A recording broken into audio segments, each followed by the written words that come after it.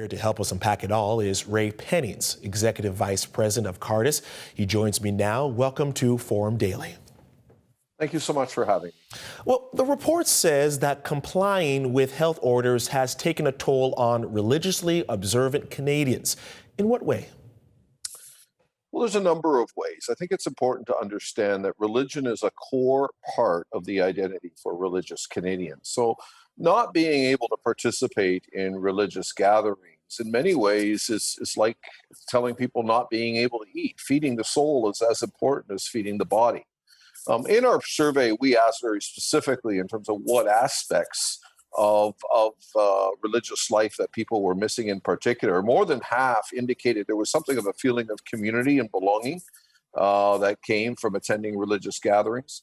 For about 40%, there were ceremonies, baptism, participating in the Eucharist.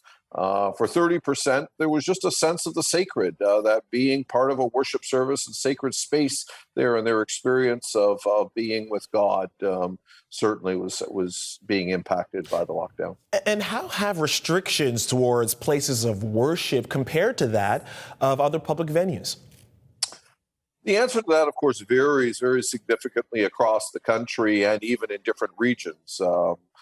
So there isn't a single answer. I think for the most part, in different jurisdictions, there in some cases have been comparable jurisdictions. But then I think of a place like British Columbia.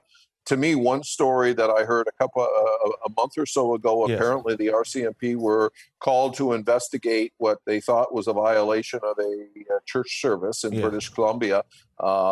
Since November, religious gatherings have been outlawed entirely, and only the staff allowed for online is allowed to be at a place of worship. Yes. They came to investigate, and it turns out it was a movie shoot Yes. of a church process. And it turns out the movie shoot is legal, but the actual church gathering is not. So it was okay, according to the law, to take a movie of a Yes. church gathering, but it was illegal to actually hold a church gathering itself. And it's that sort of contradiction, I think, that makes these people very, very frustrated. We talk about contradictions, while some may be claiming religious places of worship are being unfairly treated, many places of worship have chosen to remain open, or have not chosen to remain open.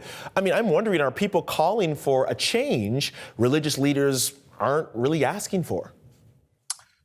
Well, I think it is important. Certainly, there are a number of places that have opened and continue to open against the rules, and they certainly have dominated headlines. It would appear, though, from the data, the vast majority have not.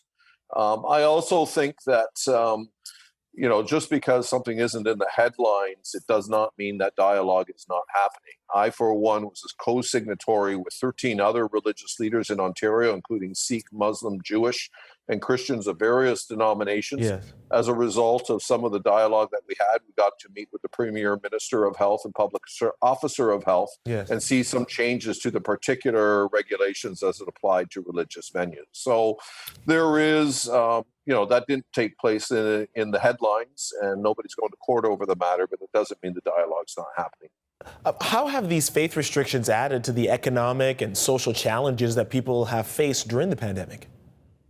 Yeah, often I think people misunderstand this element of religion, thinking this just affects the less than 20% or so of the population who who prior to the pandemic were very regularly attending places of worship. Most people would be surprised to know that religion itself provides almost $70 billion to national GDP. It does so through social services, education, counseling. There are a host of things that happen in religious organizations Yes. that impact everyone in the public. And, I always find it helpful to Yes. point out to people that for every dollar that is receipted for a religious organization's $4.77 of public good comes.